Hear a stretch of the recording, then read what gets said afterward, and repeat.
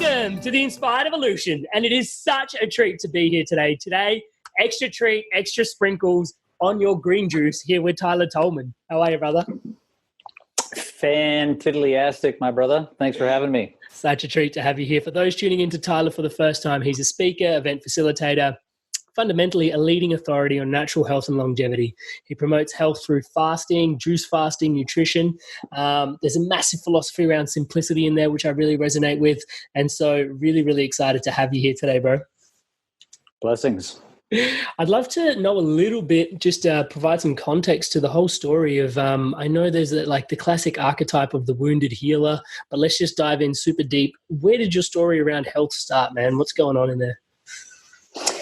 Yeah, so I would say just quickly that I was raised standard American diet. I was raised by my mother, who was quite poor, and it was, just my mother. So traditional school system, traditional everything in America, Western United States type of feel. Yeah. And, I felt suppressed. I felt, the school system, sit down, shut up, do this, do that. I was the type that was very observant, very imaginative, very not what the system was all about. So yeah, I felt a bit suppressed and unloved, to be honest. And I didn't know I was unloved and suppressed. It's just the way the world was. And what really changed it for me is I had an opportunity when I was about 13 years of age to go stay with my father. And my father had a 200-acre farm with peacocks and swans and ducks and rolling hills and ponds, and he was running fasting programs. So I came into an environment of people that were sick with skin conditions, cancer, heart disease, you name it. And just, I was a very observant youth. So I was making juices, I was connecting with people, and I watched people go from very suppressed and like masks to like layers and layers and layers shedding to where they fully opened up. And it was like every morning we were hugging each other, we were walking, we were sun gazing, we were detoxifying. And really my dad was just facilitating this beautiful transformation that would happen, over a couple of weeks. And I saw people go from like sick and totally mindset of I'm going to die to like, color back in their skin and feeling alive and like, holy shit, I believe I can heal myself. So that was the big kind of turning point of like, wow, life can be different. Like people can love each other. I had this like heart opening experience, and then I'd go back and have another year in traditional America. Yeah, in the Matrix. That happened. Very much so. And that happened for a few years. So it gave me the perspective of, what life could be like and what life was like over here. And eventually, like, going down the rabbit hole of, McDonald's and crap foods and all the traditional stuff, like, I eventually, I was sick. Like, I smoked pack of cigarettes every day. I smoked weed. I was getting into drugs. And, I realize now, like, that's because I was back home. I wasn't loved. That's why I went to substances. Coping mechanisms for sure, bro. Yeah, totally. And then eventually I was suicidal enough that it was like, I need to make a choice. I either go dedicate my life to this way of living and my father and helping people, or, I don't want to be here, basically. Challenging. It's a blessing that you had that connection and that template to fall into, almost like at least you could see. Totally. And I had that opportunity. As soon as I called him up, I was 16 at that point, called him up crying and just saying, Dad, if I can't live with you and be around you and your way of life, like, I don't know if I want to continue in life. And he was just like, yep, have your mom take you to the airport tomorrow. I've been waiting for this time. Come live with me, help me, with everything that I do and building a business together. And he was just starting a new business. So I got from day one, like, just the stuff on the whiteboard, like, this is what we're going to do. We're going to create this company. We're going to create all natural shampoo, conditioners, whole foods, teach people about fasting, all this sort of stuff. And I was just like, I was on, man. I was just fully here we go. Alignment. When it falls in, it falls in hard. Totally. And so I dedicated my life to that. And I was his greatest promoter. Like, I went out like singing praises. It was just kind of in me. Yeah. And we built multi-million-dollar businesses together. And then eventually, like, I'm like, okay, well, now it's time for me to go out and look at different gurus and study and go to university and, get my own nutrition and all these other things and understand things from more of a scientific foundation as well. And then, my gig has been kind of like proving everything that my father taught from a more scientific perspective, whereas he was just intuitive and teaching from a learning space, basically. Do you think there's an issue there, or it touches on a pain point that modern society has, is that there's a disconnect to our intuition. We kind of need someone like you to come along and bring the hard science along with the facts to really, I guess, pin us down with the facts to really get us to change. Yeah, well, there's naturally different people. There's the intuitive, right brain, imaginative, feeling into things people, and then there's your very factual left brain, need to see the science and the results and all that data. And the problem is, like, even the right brain people are molded into that model of, well, you need the science and you have to have this, and this is the school and this is how it goes. Yeah. So some people naturally find it, but most people are kind of put into that box, and they need to see the science and the results over and over and over to be like, oh, intuitively, we all know what's good for us. Like, eat fruits and vegetables, go for a walk, drink water, don't be a dickhead. Like, you know what I mean? The basic stuff. Yeah. But because it actually is the simple things that matter most, like just drinking water every day and going for a walk, like because it's those simple things that matter most, like because they're simple, we just overlook it. We don't do it. Them. Yeah. Yeah. So we're not hydrating first thing in the morning. In fact, we're dehydrating by eating straight away or having a coffee straight away, or, we're not getting the basic walk. Then we're not shitting, like detoxing. Drinking water and going for a walk is what human beings have been doing for millions of years. Like every culture that lives anywhere, like they get up, they walk to their water source, they bathe, they drink, they do that thing. But now that we have it all just provided, it's like we kind of just skip it. Yeah, comfort and convenience, slow death by comfort and convenience. Totally. So it's reminding people of the simple things that are the foundational principles. Right. And principle is like, that's the pillar. So many people are looking to, I need the magic thing. I need the pill. I need the herb. I need the sacred food from the freaking deep well of the Himalayas to be healthy. It's like, no, you just need to drink clean water, go for a walk, eat some basic whole foods in season, have a positive mindset. Yeah. Get in the sun and, get a tan, develop some vitamin D. Don't buy into the hype and the bullshit that it causes cancer and fruit's got too much sugar and there's no nutrients in the soil anymore. So you have to live on freaking pills that are plastic. Like, you know what I mean? This is the society we live in. We're taught that, food doesn't have nutrition anymore. So you got to live out of plastic bottles and the sun causes cancer. And so you got to put this petrochemical on your skin to be safe. Like, yeah. So there's consistent insulation and suppression. Yeah. And I think that's fascinating. I didn't expect the conversation to take this turn so early, but I'm glad we're going this deep, which is, that whole idea about suppression, and then expression. I think a big part of, I've watched a couple of your talks and you talk a lot about, it's important to get out there doing what you love. And, I've got my own personal agenda in this question. The Inspired Evolution is all about helping people live the life they love. And fundamentally, I see myself as carving out a space in health. But most people don't put those two things together. It's like, what does purpose have to do with your health? And it's like, actually, you got to do what you love. Totally. I can speak to that if you'd like. Please. So everything is vibration. Like if you study ancient Hermetic principles, we'll realize like everything is vibrating, everything is moving, everything is about energy. The whole law of similarities or law of vibration that people talk about, law of attraction, a thing like unto itself is drawn. So, if my vibration dictates my level of health. And a lot of people don't understand this on an actual fundamental solid basis. They're just like, oh yeah, raise your vibration. Well, what does that mean? It's not just smoking a joint. Yeah. What's the grounded, integrated, real life version of that? Yeah, that's it. And so it's like when we really look at it, the highest vibrations are sound, because in the beginning was the word, the sound, and the sound said, let there be light. And then light came into existence. So we have sound. Music moves us. We all know it. We all feel it. And we can change our moods and our vibrations and our emotions through music if we use that as a tool.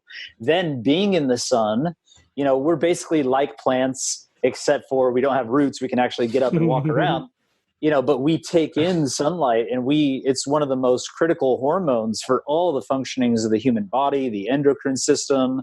It prevents depression. There's SAD, which is seasonal affective disorder, leads to suicide and all kinds of disease. So sound, sunlight, light condenses to gases, breathing deeply.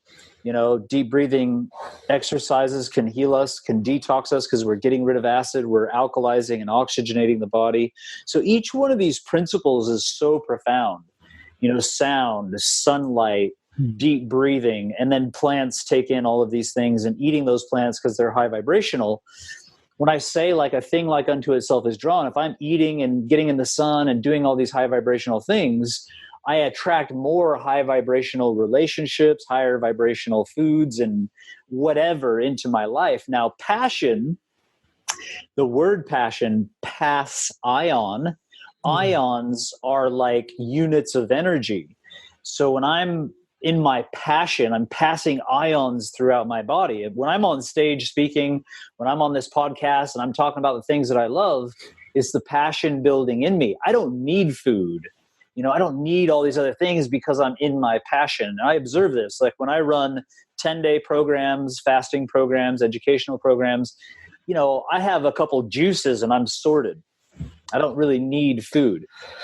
I totally relate to what you're saying, because today's Wednesday and today's podcasting day for me. And the day that I do the podcast, I'm in the studio. Today's the day I fast.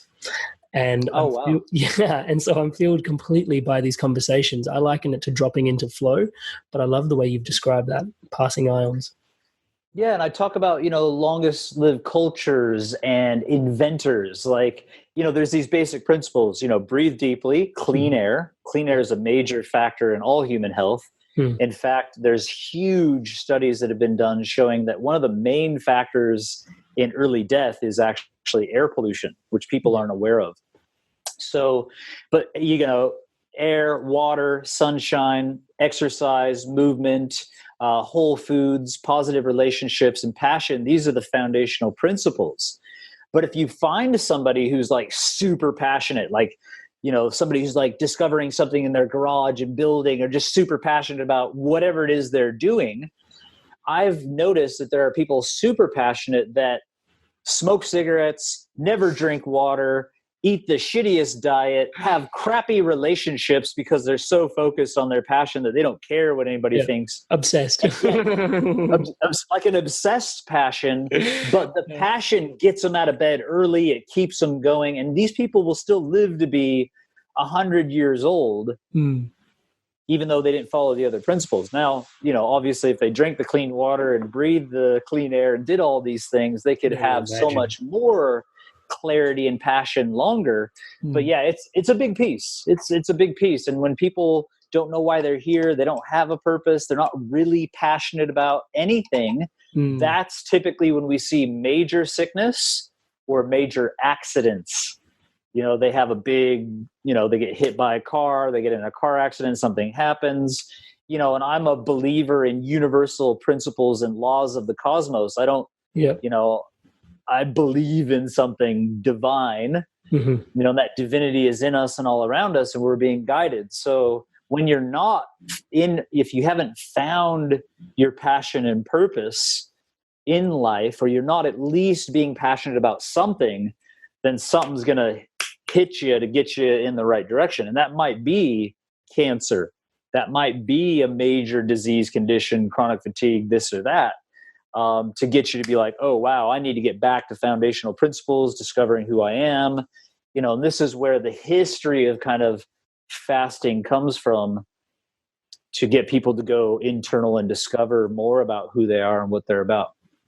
Right. So the idea that the light follows the darkest night sort of thing, there's something being, a speaker and a coach comes up again and again, which is, stress is actually your ally. There's this demonization of stress when really it's like I would love to do the work that stress does for you. Stress is calling you into balance, and that's the same mission that, I think both of us share, which is trying to bring people back into alignment, reminding them of certain things. And I think that's really, really wonderful the way you put that. So describe to us a little bit more about what fasting is doing for us in that space, like bringing us naturally more inwards, but you started on it. Yeah. So, you talk about, you mentioned this thing of suppression. Mm. So, what people don't realize, we're all addicts. We like to point fingers. Oh, that person smokes cigarettes. They're addicted. They're killing themselves. Oh, that person's on heroin or cocaine, or that person's smoking methamphetamine. So they're an addict and they need help. They've got major problems. Every time you're pointing a finger at anybody else, you got at least 3 pointing back at you. So it's like, oh, look at the addict. Well, you are an addict too. Society doesn't recognize that, eating certain types of food all day, every day is a suppression, is an addiction. Mm-hmm. So that's the thing. When you fast, you're eliminating essentially the number one addiction that everybody has, which is constantly suppressing everything through their food. We get high on food. There's no doubt about it. Mm. You wake up and you have some sausages and bacon and eggs and butter on your toast. You are stoned. Like, you are high, whether you realize it or not. You're just like, oh, and people learn to, there's very functional alcoholics, right? There's very functional food addicts, right? Yeah. But we don't think about it that way. And so a lot of times we have emotional stuff going on from our childhood.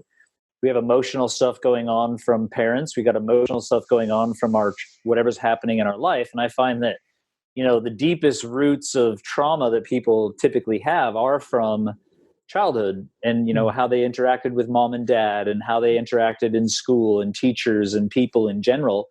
And most people are highly traumatized by either mom or dad or society in general. And so what happens is that trauma creates triggers, and then we go through life constantly re-experiencing these triggers and recreating certain scenarios. I get in a relationship, this person fucked me over, and then I get into another one and the same thing happens. All men must be assholes, or all women are sluts, or whatever it is we tell ourselves about the world.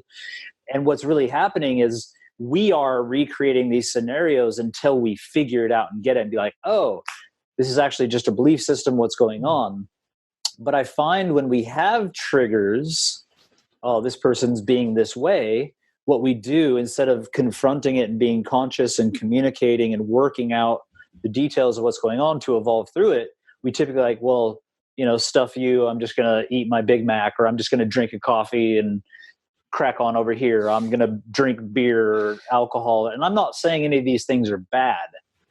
I'm just saying that we have these things that we go to, and we end up eating the same vibrational foods as the vibration that's being experienced. What I mean by that is, if I have a fight with my partner, I don't feel like eating mangoes and papayas and a green salad and having juices and smoothies. Yeah. I have a fight with my partner. I'm just like, F you, I want to, drink alcohol and eat a burger, or have some pizza, or eat something very dense to like suppress the emotion that I'm feeling. And every time we suppress an emotion, we're creating the lower vibration to create more of that emotion. Yeah, if that makes sense. And we can we can heal both ways. We could be like, you know what, I'm going to be conscious and communicate and learn to not become super reactive and evolve here. And then I believe people discover, oh, I actually am more attracted to having a juice. I find people that teach me about fasting or teach me about whole foods. All of a sudden I'm more attracted to having a smoothie, eating some fruits, this type of thing. A thing like unto itself is drawn. And if I have really bad relationships, if I have major depression, if I have suicidal tendencies, if I have all these types of things, I can come over here and be like, you know what? I am only going to eat mangoes and papayas and have smoothies and juices.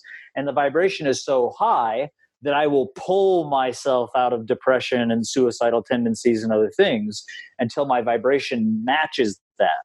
Right. Either way is not easy, and we need to be committed to the process. But a thing like unto itself is drawn. It's a law of vibration.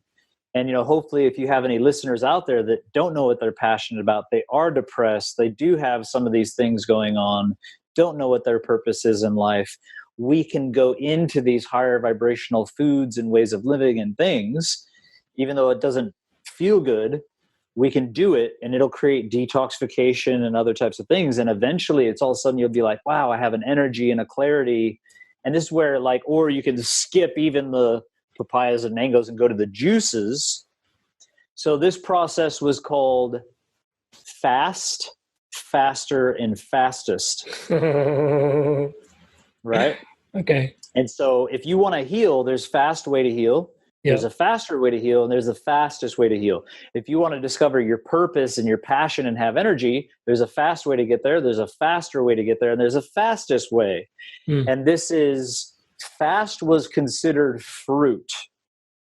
Right. This might trip a lot of people. Oh, there's all this stuff about fruit, but fruit moves fast through the digestive system. Mm-hmm. It's the highest source of antioxidants and astringents that clean the lymphatic system, clean out the digestive system. And, for people who have a really bad digestive system or have a lot of toxicity, you start eating fruit, you feel sick because it starts to move the toxins. And so people sometimes eat fruit and they're like, oh, that made me sick, or, oh, I got candida, or, oh, it's too much sugar. Well, that's because your body's reacting and fermenting because it's not moving. Yeah, it's on its way out. Yeah, so just by eating fruit, you're going to heal in a very fast way and clean things out. And the more clean we get internally, the more clear we get up here, as above, so below. Yep. And a lot of people are skipping the fruit and just going into the juice. When you go into the juice, you can then use the vegetable kingdom, fruits or vegetables, the greens and things like that as well. So juicing is a faster way to heal, a faster way to get rid of these suppressing addictions, because what happens is anytime you stop suppressing, your triggers are going to become more obvious. Your pain is going to become more obvious. Your emotions are going to come up and become more obvious. And most people, when they become super emotional because they don't have the tool to suppress, they're like, I don't like this. I'm not doing it. I need food. This is what people say. Fasting isn't for me. I need food. Yeah, because you got so much suppressed emotion that you can't deal with yourself. Yeah. So, there's different ways to do it. Like you could come to a juice fast with 30 people, and have a lot of support and a lot of things going on to make it a lot easier. You know what I mean? And get through that process maybe the first time. But the higher way is fasting and really having nobody around. So back in ancient Egypt, they had something called per onks. Per onks meant the house of life. The onk being this whole, kind of symbolism here. Right. So at the house of life, it was a temple, and they had, hospitals attached and physicians and this entire thing. When you were sick, you would go there, and they would actually give you a room to stay in that was empty. And they'd be like, you need to actually just be in this room. And they would give people just the essentials, whether that be water or juices or whatever it was, because they basically just needed time to not suppress whatever was going on. They said basically when somebody's sick, it's because they're mentally told themselves a lie and they're caught up in unreality. And when we actually just take time, 3 days typically, they put them in there for 3 days. Within 3 days, you sort it all out. Oh, I'm sick. I'm whatever. I got these bullshit beliefs and stuff going on and negative emotions, and I worked it all out myself. Transition through it. It's kind of like a kid. When a kid's totally out of balance, what do? Well, go to your room. They go to their room, they throw a fit, and then all of a sudden they're playing with their toys and they figure it out and they're fine. And when they're better, they can come out. That's actually legit, go to your room until you figure it out and then come out. And we as human beings have natural mechanisms for working out our own bullshit, so to speak. So fast, faster, and fastest was fruit, just on fruit, because it's not suppressive. My staff here in Bali just brought me this. Yum. So, as you can see, I've got she made me a big carrot apple juice. That's the benefits of living here in Bali. So Love it. fast fruit, faster juices, and then fastest is water. So the fastest way to heal our bodies physically, scientifically, and emotionally is on water, but it's not going to be easy. And some people need to learn to crawl before they walk, and they need to walk before they run, and they need to run before they sprint. Yep. And what I mean by that is a lot of people hear about fasting, like, I'm going to do a water fast. It's like, well, you've never even done a fruit diet. You've never even done a juice fast. And now there's people like, oh, I've heard about dry fasting. I'm just going to go breathe air for 5 days. Yeah. Nice. It's like, whoa, wait a second. Like, maybe eat some fruit first. Like, yeah. And I think even on that point, like it's important when you're doing, like, even if you consider a water fast, getting people connected to the source and the quality of the water that you're consuming. We talked a little bit about air, but fasting on tap juice is not necessarily the best thing in some of these developed worlds. Absolutely not. There's chlorine in the water, which kills digestive bacteria. So you're destroying your gut by drinking fluoride. Now, they put chlorine. They put chlorine in the water for a reason, because it kills pathogens and bacteria and viruses and that sort of stuff. So there's a reason for it, but you can filter that out when it gets to your house. And that's highly important. Either spring water, distilled water, a really good filter, maybe alkalizing the water, put a pinch of salt in it, which will help the body to uptake it. Simple things like this. Speaking to your water, Dr. Masuru Emoto. What a weapon. Yeah, like I went to Japan and took, some of my energetic pieces, big crystal bowl and the stuff, and met with Emoto and all of his scientists, and they were doing some pretty amazing things, proving that our energy and what we say and the environment, even music, you were playing the guitar earlier, these things actually have a profound effect on water. And then if we realize, I'm 70% water at least, that vibration is having a major effect, on everything. So good stuff. Way. Yeah, I love it. So there's a piece that we slightly touched on in there. Thank you so much for sharing.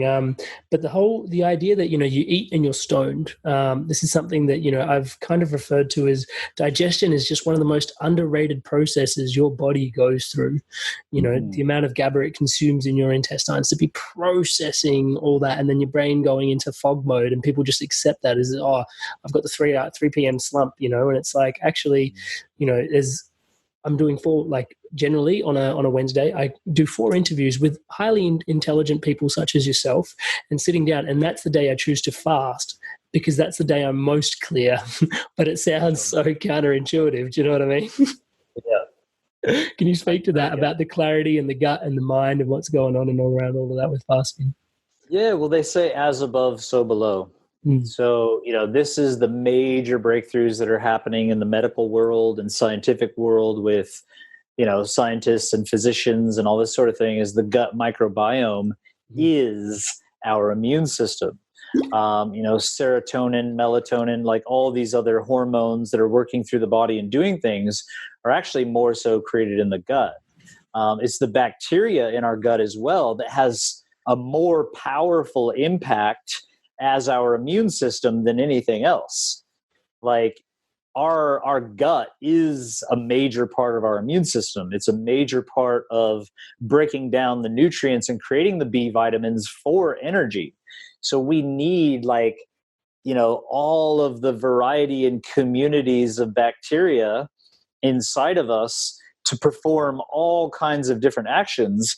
And really the worst thing you could do is take antibiotics and destroy that biome that you've established, your entire life.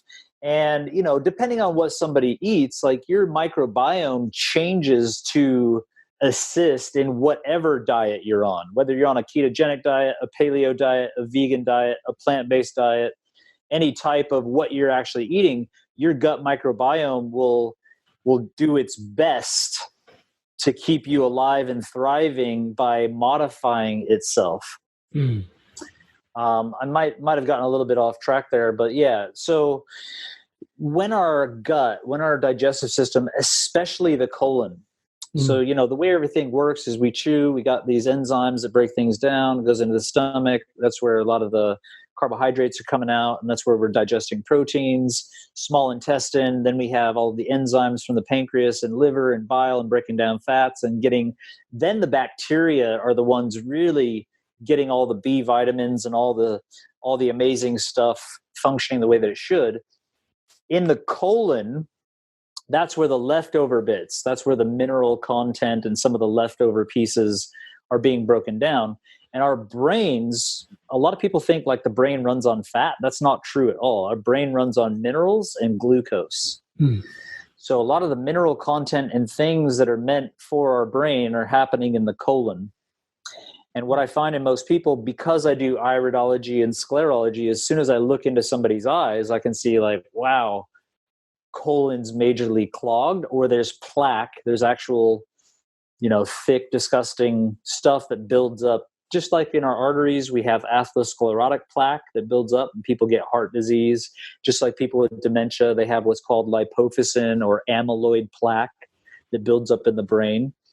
Plaque typically starts to accumulate in the colon. And then once the plaque is building up there and impinging things from detoxification, then all of a sudden we get plaque builds up in different places, and eventually we're labeled with a disease. So if you go back to Hippocrates was right. He said all disease begins in the gut. That's what he said. And I've battled with that for a long time. Like, well, it can't be all disease. A lot of the diseases, yes, but can't all. And like, man, like every time, like I'm seeing these new diseases and doing research, it's like something going back to the gut, some type of congestion. It's not even just physical stuff. It's like emotional stuff as well, depression and this sort of stuff. Yep. Well, yeah, like in university, like I did a university degree in nutrition, right? And in university, at some of the first classes, like I'm shocked that they actually teach this in university. They say when you're eating a meal, if you are emotional, angry, upset, sad, like if you're emotional while you're eating, the negative emotion actually shuts down pepsin and hydrochloric acid, and we're not digesting our food properly. Wow. So physically, it is physical, but a lot of the physical congestion is caused by our emotions. When somebody, let's say, a woman, had a major issue with a man, and now she's in a relationship where she's being triggered. If she's holding on to her environment, like holding on to the negative things being said, her colon is literally holding on to the shit that is going on in her life. You get what I'm saying? So you could be super eating. Profound for the listeners to really let that sink in and drop in. Totally. Yeah. Let's take a deep breath on that one. So you could be eating good food, but if you're holding on to the emotional stress in your life, it's not moving through the digestive system. I don't care if it is, avocados or McDonald's. Obviously, McDonald's is going to be a lot easier to hold on to and create plaque and destroy your colon. Sticky. But even if it is like something that's healthier, it's still going to get stuck and it's not moving. So first and foremost, you're snacking on some nuts, some breads, some, healthier types of foods, whatever it is. When you're emotional, you're not digesting it properly. And then you're holding on to it in the colon. So, for example, like when I'm doing iridology and I see these you can actually see these black lines in the iris in the area of the colon, that's like a place in the colon that's actually where the plaque is accumulated. And when I see that, I tell them, look, you got this area of plaque, and if it gets worse and worse, it'll create leaky gut. It'll create all these other scenarios. So first and foremost, let's do some physical colon cleansing and maybe a little bit of fasting, because the juices and the liquids start to loosen everything up. And maybe after you do that for a while, you do another colon cleanse and then it breaks loose. And you're holding on. If it's on the right side, you are holding on to something with a male. If it's on the left side, you're holding on to something having to do with a female. And man, it's so accurate. Like I look in someone's eyes, I don't know anything about them. Could be a man, could be a woman. And I'm like, there is one man in your life where you got some major shit. And they're just like, how do you know this? Like, yeah, I've got this one guy that just triggers me. I fucking hate him. Like he's my partner, but it just doesn't work. And I'm always constantly stressed. It's like, yeah, exactly. Well, you have the power to communicate and to work that out. It's actually effect on a physical level, so you need to do something about it or cut the relationship and move on. But if you just cut, you'll probably attract it somewhere else. Yeah, the void fills itself up. Yeah. And so, the colon, what most people don't realize, the colon is the main system of detoxification. So my liver has channels to the colon to dump its waste. My kidneys, my lungs, like every organ of the body has waste that it has to get rid of. Every cell in the body produces energy and has waste to get rid of. So a lot of that happens, it's like the whole sewage system of the body dumps everything in the colon. And then when I poo, it gets rid of all that acid and all that waste. It's pretty easy to understand. That's the sewage system of the body. So when a little bit of colon builds up in an area, a little bit of plaque, builds up in an area of the colon, that might be related to where my liver dumps its toxicity. So now if I have plaque build up, those tubules that are the detoxification channels for my liver are now blocked. Now my liver can't detox the way it's supposed to. And then when the liver becomes toxic, there's emotional tendencies as well that tend to come up. People with liver disease most likely have anger issues and resentment issues. And it's like, which came first, the egg or the chicken? Like, did this person have major anger and resentment and then the liver got backed up? Or did the liver get backed up and toxic and then it's the law of vibration. Typically people that are angry and have major resentment drink alcohol, which also destroys the liver. You know what I mean? And it's just like, going down that path. Or it could be the kidneys, which is related to a completely different emotion. Or it could be the lungs, all around like depression and grief. And so understanding health, understanding a whole human being from a holistic perspective, that mental and emotional have a major impact on your health. But your physical, what you do, has a major impact on your health. Your spiritual level of connection and being and passion has a major effect on your health. And then approaching it from a holistic perspective, what I've found, when you work on the mental and emotional and the physical really together, you have profound healing that can take place. Brilliant. Thank you so much for sharing that. I want to weave into the next part of the conversation. Is a lot of your work is focused on healing. You've trademarked Heal Thyself. There's like this mass, and for those that want to tune in, check out YouTube, check out Heal Thyself. There's a lot of amazing information there. But day to day, there's obviously we don't always need healing, or do we always need healing? I know I have my own perspective around there in terms of where society's at and the need to consistently detox, but I'd love to get your thoughts on that. Yeah, so this is a very profound thing to know because, I talk about detoxification. Hey guys, come and do a big detox. But the truth is we are all detoxing all the time. And so I even have conversations like, hey, come to my detox retreat. And I literally have had medical doctors in my audience say, that's bullshit. Detoxification is a myth.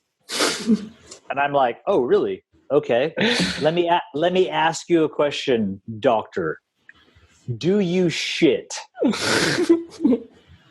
Of course I do. What do you call that? It's called removal of waste. Okay, well, what's the definition of detoxification? It's a removal of waste. So if you shit, you're removing waste. Well, what if you can't shit? Then what happens? If the digestive system gets backed up, the sewage system gets backed up, more toxicity. And then the doctor's like, oh, well, I guess that kind of makes sense. Yeah. Okay. So detoxification is the process of opening up this channel of elimination so that you can get rid of the waste that maybe you haven't been getting rid of due to your diet, your lifestyle, your emotions, and your stuff. Some people shit once every 2 to 3 days. No shit. Like some people don't only have one bowel movement a day or one every 2 days. Some people only poo once a week. And these are people that are eating 3 meals a day. So the fact is, when we eat a big meal, there's triggers in the brain that says, hey, we've just had a big meal, send peristaltic action. That's an electric wave that goes through the system to go poo, to make room for the next meal coming in.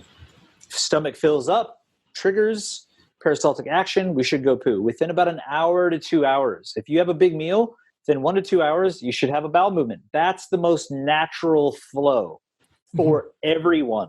Right. Like that's just a natural, like some people, oh, I'm different, maybe I'm not supposed to poo for every 2 to 3 days. Like, no. This is how the body works. This is science. Like if you eat a big meal, you should have this trigger and go potty. But if you're dehydrated, if you're stressed, if you're not eating enough fiber, if you're not walking and getting the whole system moving, it doesn't happen. Like if you wake up and drink a liter of water and go for a walk every day, the hydration and the walking actually gets that process happening without a meal. All right. So basically, there's 4 channels of elimination. 4. Defecation, urination, perspiration, and respiration. That's pooping, peeing, sweating, and breathing. All of these mechanisms have a profound effect at removing waste and getting the system back to an alkaline, higher operating type of system. Now, our body goes through actual cycles every day. We go through a cycle of appropriation, taking in foods, digestion. We go through a process of assimilating nutrients in the digestive system.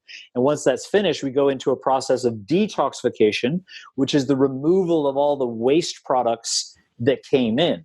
This is why we go to sleep at night. Like if we didn't sleep, people would probably just eat 24/7 and kill themselves because they would never allow their bodies to detox. So I teach people about these cycles, right? Yeah. And it's like, and when you're sleeping at night, your body goes into detox. That's why when you wake up in the morning, if you're toxic, you have like a thick film on your tongue, you feel a bit groggy. That's because your body's in detoxification. What most people do is they eat straight away, which takes you out of detox, puts you back into digestion. But that's not the best way to go. If you're feeling toxic and heavy in the morning, you should be supporting detoxification. So I wake up in the morning, I hydrate so I can pee more. I go for a long walk and I have a good poo. And if these things aren't happening because I've been flying, I've been stressed, I've been working, I've been maybe eating a little bit off track, I'm human too. And I'm backed up, I support the process. So I might actually do an enema because shit's not moving and I'm feeling toxic. And that helps everything to flow. Or I might do a colon cleanse, or I might just eat a lot of fiber that day, a lot of apples, celery, fruits and vegetables to get things moving for a couple of days till I feel better. And then I can go back to my regular routine. But I believe if people want to live a really long life and be healthy and have mental clarity and find their passion, all this stuff, we need to observe that there are natural cycles of nature and live in attunement with them, not against them. And that looks like peeing, pooing, sweating, and breathing every morning. And if you look at the most vibrant people on earth, you'll probably find out their morning routine is epic. They hydrate themselves, they do yoga, they do some type of physical training. They sit in a sauna. They're doing some deep breathing exercises. This is it. This is it. Like those 4 things you want to do every single day.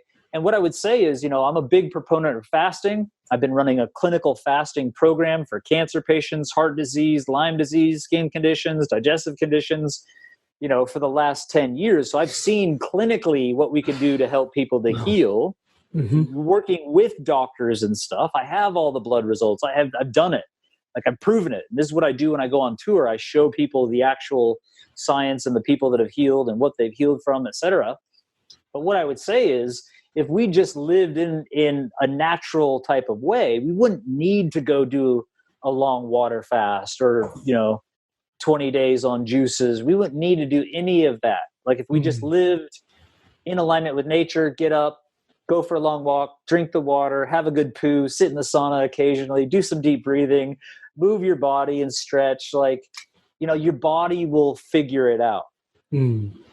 So anyway, that's a little bit about the whole, kind of process that we could be doing on a daily basis to improve our life and to really understand what detoxification is.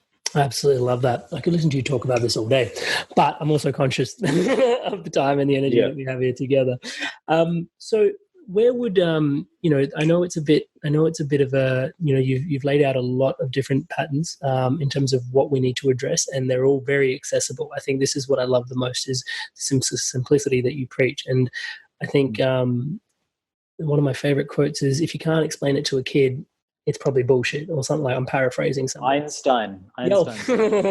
If you can't explain it to a child, it's probably not true. Yeah, right. So I love that about your work as well, is that it's super straightforward. There's no, it's difficult to sell people stuff like just move a little bit, just go for a walk. What about my gym membership? No, just go for a walk, mate. Like, calm down. Go to the gym. You walk to the gym. People like drive 10 miles to walk on ride a stationary bike.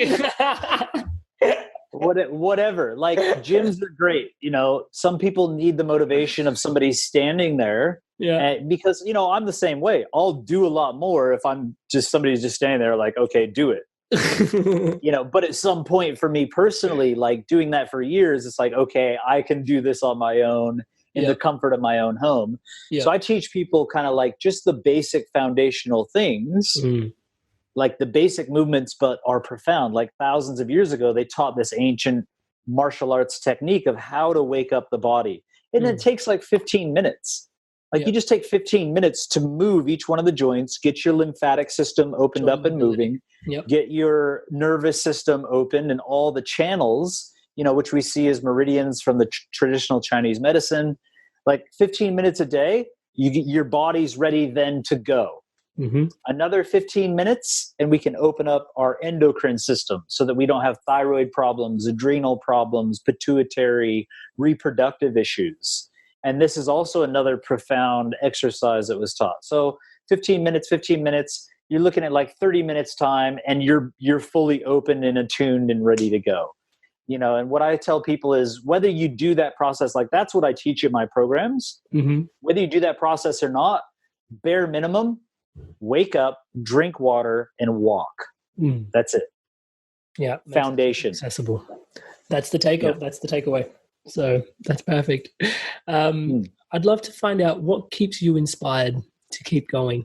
Obviously, there's a lot that's, filtering in there, a lot of information, a lot of science coming in, a lot of, there's, especially with the way health is moving at the moment, you look at just something simple, like people have an opinion on charcoal and it goes one way, then it goes the other, then it goes one way, then it goes the other. And it's like, whoa, how do you keep up with one little thing? And I know you're across so many things, right? So, and I know it's simple, but what keeps you keeping it simple, but what is it that keeps you inspired to keep cutting edge in this space? So, I could come up with all kinds of answers to that. I'm just going to go straight to the truth. Like, this is a tough one for a lot of people. Like I am a soul to a certain level of evolution. I've come back here to do this. It's just my mission in life. Like that's it. My soul has come back to this life to help others. I have a genuine love of helping people. I want to see people happy. I want to see people healthy. Like that's the actual truth. Money or no, I want to help people. I want to be a good person. For my own level of karmic evolution and growth. And just because, it generally makes me happy. I have children, and I want for my children to live in a positive, happy world, a clean space. And I know that, as above, so below, as within, so without. If we are toxic internally, we will reflect and make a toxic world for ourselves. And so the more people I can educate to drink clean water and to eat fruits and vegetables and to have positive relationships and all these sorts of things, every individual, whether they're aware of it or not, has a massive impact on the planet and life in general. If I affect one person, if I pour my energy into one person and they completely get it and they transform and they're high vibing and they're passion, they're living their purpose, they're eating good foods and everything else, they're going to affect so many other people. And they're also having a less impact on the environment by living a certain way. And they'll probably realize, shit, I want to be a good person too. And I want to help to clean up and come up with solutions. So, there's so many reasons why I get out of bed every day. And I believe that when we live in alignment with the principles and flow of nature and how we're meant to live as human beings, that's the drive. Like this is the natural default state of the human experience is one of exuberance. It's one of creativity. It's one of energy. It's one of community, connection, growth. All this stuff, like that's how I'm talking about all of us. That's our natural state, is to be connected, be loving, have energy, have creativity, build businesses, make money, all of it. It's only that we've been suppressing ourselves without knowing it because nobody's taught this. We just, believe, oh, you know what? I go to school and there's bacon and eggs and, and cheese and for breakfast, and there's chicken and wrap and for lunch, and there's beef for dinner, and it's all processed, and I need to drink milk for my bones, this highly cooked and processed crap from a cow. Come on. And so people just do this, and then they're so suppressed, and then they don't know it. And then they're just like trying to figure out, like, this guy's saying this, that guy's saying that. What do I do? I'm confused. Now I got some disease. I got some fungus. I'm not shitting properly. Like, what's going on here? And this guy's saying this, and I got to pay money to figure this stuff out. And yeah, we live in a world of information. So you got every different guru and person saying something different. It's like, who do I believe? All these authors and doctors and doctors don't know anything about nutrition. That's just a fact. Like, one class in one semester apparently is based on nutrition. Totally. In a 4-year degree. Yeah, they might be like, oh, make sure if they're vegan, they take B12. There you go. Have a nice day. Other than that, here's disease. Here's your freaking pharmaceutical drugs, surgeries. Yeah. You know what I mean? So what I feel is we need to find somebody that we're like, wow, this is truth. Wow, I resonate with this, and stick to that. Yeah. Whatever it is, whether it's me, whether it's this person, that person, whatever, find somebody that you truly vibe with, who is hopefully healthy themselves, and maybe helping people to heal and can prove, like, hey, look at all these people that I've helped to facilitate healing for. And that's why the brand is Heal Thyself. I can't heal you. I can't do anything for you. I got information, but if you choose to follow and do some basic principles, you can heal yourself. Which is profound, because you're not letting people hand over their power. It's all about self-empowerment as well in that space.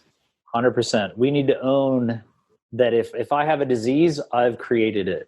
And instead of being like, oh, poor me, this is genetic, this is just something that happened to me. No, you need to take full ownership, from the ignorant space. Nobody ever taught you, and that's unfortunate, but, it's up to us. Now that the sickness has happened, that might be the biggest blessing that you've ever received in your life. I have people that have had major forms of cancer, heart disease, all kinds of different diseases that are like, that is the greatest thing that ever happened to me because it woke me up.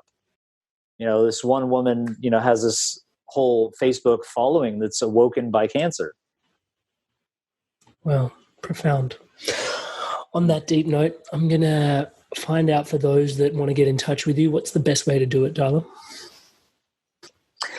HealThyself.com or Tyler Tolman, TylerTolman.com. I've got this amazing group called Detox and Nourish through my website. There's tens of thousands of people on there. There's all the content you need to learn how to fast on juices effectively. Open up all the channels of elimination and really facilitate your own healing on juice or water, or like a raw food type of simple way of eating a raw food diet, basic smoothies and fruits and meals and things like this. Like I said, tens of thousands of people are healing themselves online. It's completely free. When we created it, we're like, oh, it's going to be $500 per person. All these people bought it, and then I just had this realization. I was like, man, like, I actually just want this to be free information. So we refunded everybody and just opened it up and said, look, this is just free. Let's just help people. And then if they want to come to a live program, or they want to sign up, become a health coach, or do any of these other things, at least they've got the basic information. And if it resonates with them, obviously they'll take the next step. That's beautiful, brother. Thank you so much. I really want to take this opportunity now just to thank you, or not just for your time here today, but also just the time and energy that it goes into being the person that you are, all the energy that goes into doing all the research, showing up, helping people. Some of the stuff is, like we've talked about shit in this episode at least a handful of times. And it's not stuff that everybody loves talking about. Do you know what I mean? But it is nonetheless like a vital function of life, and just that showing upness that it takes to consistently do that. So I just want to acknowledge not just today, but also all that energy that goes into it. And while I'm here and I've got you, I'm just going to wish you all the best for the future as well, brother. Received. And thank you. Much love. I appreciate it. Thank you guys so much for tuning in to the Love of the Inspired Evolution and sharing the Love of the Inspired Evolution. If you feel like this content has supported you or may support anyone else that you know may resonate with the content of it, please share away and share the love around. Thank you guys so much. And to stay up to date on whatever's coming out with the Inspired Evolution, please subscribe. There's all these links in the bio for you to tune into the episodes and all these different platforms, just so the message can get to you and your loved ones. Thank you so much for all your love and support. Stay inspired to evolve.